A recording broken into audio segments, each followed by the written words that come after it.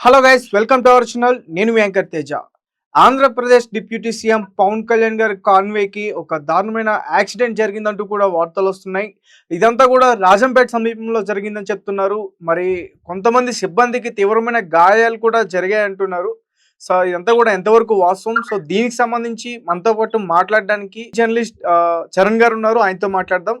అన్న నమస్తే. నమస్తే తేజ. రైట్. అయితే పవన్ కళ్యాణ్ గారి కాన్వేకి యాక్సిడెంట్ అయిందంటూ కూడా వార్తలు రావడం మనం చూస్తున్నాం.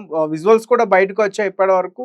ఇదంతా కూడా వాస్తవేనా? ఇది ఎక్కడ జరిగింది ఇదంతా? ఇది పవన్ కళ్యాణ్ గారి కాన్వాయ్ కి ఈ రోజే ఒక యాక్సిడెంట్ అయితే జరిగింది. రాజంపేట హైవే మీద జరిగిందన్నమాట. నిజానికి కొద్ది రోజులుగా ఆంధ్రప్రదేశ్ లో గ్రామ సభలు జరుగుతూ ఉన్నాయి. వీళ్ళు గ్రామ సభలు ప్రభుత్వం ఏర్పాటు చేస్తూ వస్తుంది.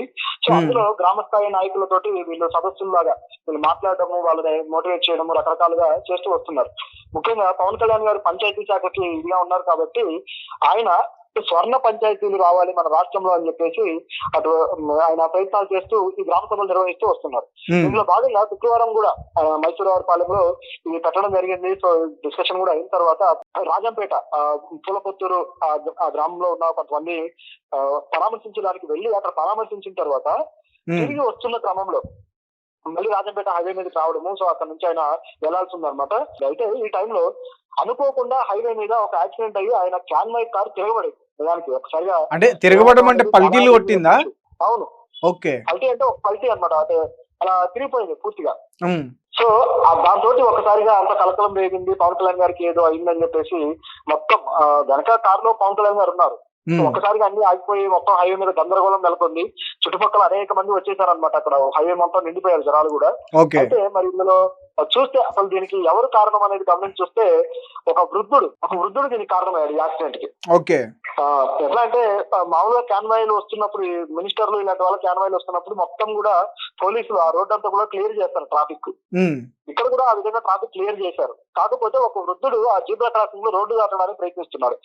ప్రయత్నిస్తూ ఉన్న క్రమంలో ఆయన మరి ఆ వృద్ధుడు గమనించుకోలేదు. అదే విధంగా పోలీసులు కూడా గమనించలేదు. ఆగుతాడు నిలబడతాలే అనుకున్నారేమో గానీ పోలీసులు కూడా వెంటనే రియాక్ట్ అవ్వలేదు రోడ్ సైడ్.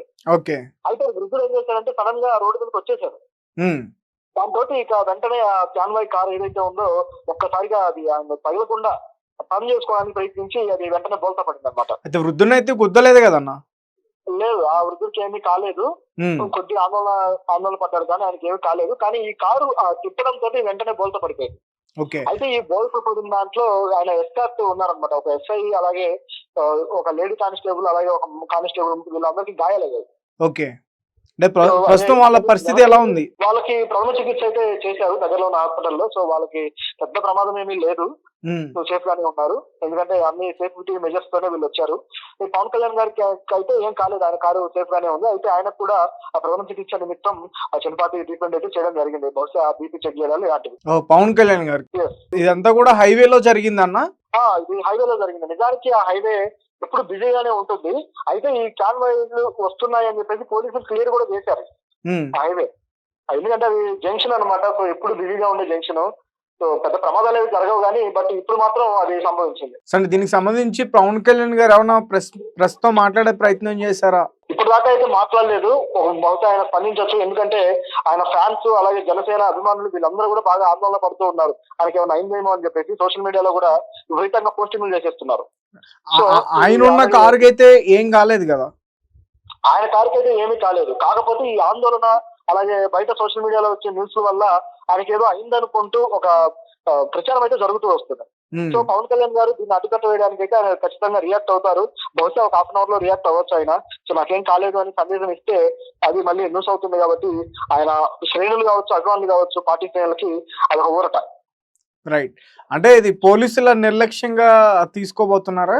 అటువంటిది ఏం లేదండి. ఎందుకంటే ఆ వృద్ధుడు ఆగుతాడన్నట్టుగా వీళ్ళు చూసినట్టుంది. నిజానికి వాళ్ళ ఆయన్ని వెనక్కి పిలవడం అనేది మంచి ఆలోచన. నిజంగానే కొద్దిపాటి నిర్లక్ష్యం అయితే ఉంది కానీ అయితే చూడాల్సింది ఏంటంటే వాంటెడ్లీ జరిగింది కాదు కదా. ఇప్పుడు పోలీసులు నిర్లక్ష్యంగా ఎక్కడో ఉంటే అది వేరే పరిస్థితి. కానీ ఆ వృద్ధుడు అయితే ఆగుతాడు, ఆ రోడ్ పక్కన డివైడర్ దగ్గర నిలబడి ఉంటాడు అని గమనించి చూస్తే ఆయన ఆగి మళ్ళీ సడన్ గా రావాల్సి వచ్చింది. ఓకే. సో దాంతో ఇది ఒక ఇలాంటి ఇది జరిగింది అనమాట. కాకపోతే ఆ ఎఫ్ఐలు వీళ్ళకి పెద్ద ప్రమాదం జరగకపోవడం సంతోషం. ఒకవేళ జరిగితే మాత్రం ఖచ్చితంగా ఇది తీవ్రస్థాయి నిర్లక్ష్యంగా పరిగణించేవారే. మరి పవన్ కళ్యాణ్ గారు దీనికి ఎలా వాళ్ళ మీద యాక్షన్ తీసుకుపోతారో చూడాలి. రైట్. అంటే పవన్ కళ్యాణ్ గారు కాన్వేకి ఇలా అవ్వగానే అక్కడ ప్రజలందరూ కూడా చాలా భారీ సంఖ్యలో వచ్చారని చెప్తున్నారు. అవునవును, చాలా మంది వచ్చారు. సో మొత్తం యువత అలాగే మిగతా పెద్దవాళ్ళు కూడా అనేక మంది వచ్చేసి మొత్తం చుట్టూ ఊగారు అనమాట. అంటే నిజంగానే పవన్ కళ్యాణ్ గారికి ఏదైనా జరిగిపోయిందని. అలా ఎందుకంటే ఒక్కసారిగా వార్త అనేది కూడా మొత్తం చుట్టుపక్కల వెళ్ళిపోయింది పవన్ కళ్యాణ్ కాన్వాయ్ అని చెప్పేసి. ఎందుకంటే ఆయన వచ్చింది కూడా ప్రజలతో కలవడానికి వస్తున్నాడు. గ్రామ సభలో మీటింగ్ లో పాల్గొనేది కూడా సర్పంచులు కావచ్చు, తర్వాత ఆ మిగతా పార్టీల శ్రేణులు ప్రజలు అందరూ కలుస్తారు. సో దీన్ని బేస్ చేసుకుని ప్రజలు కూడా ఏంటంటే ఆయన కోసం ఎదురు చూస్తున్న క్రమంలో సడన్ గా ఇది జరిగేసరికి ఆ చుట్టుపక్కల గ్రామాల్లోంచి అందరూ వచ్చేసారు.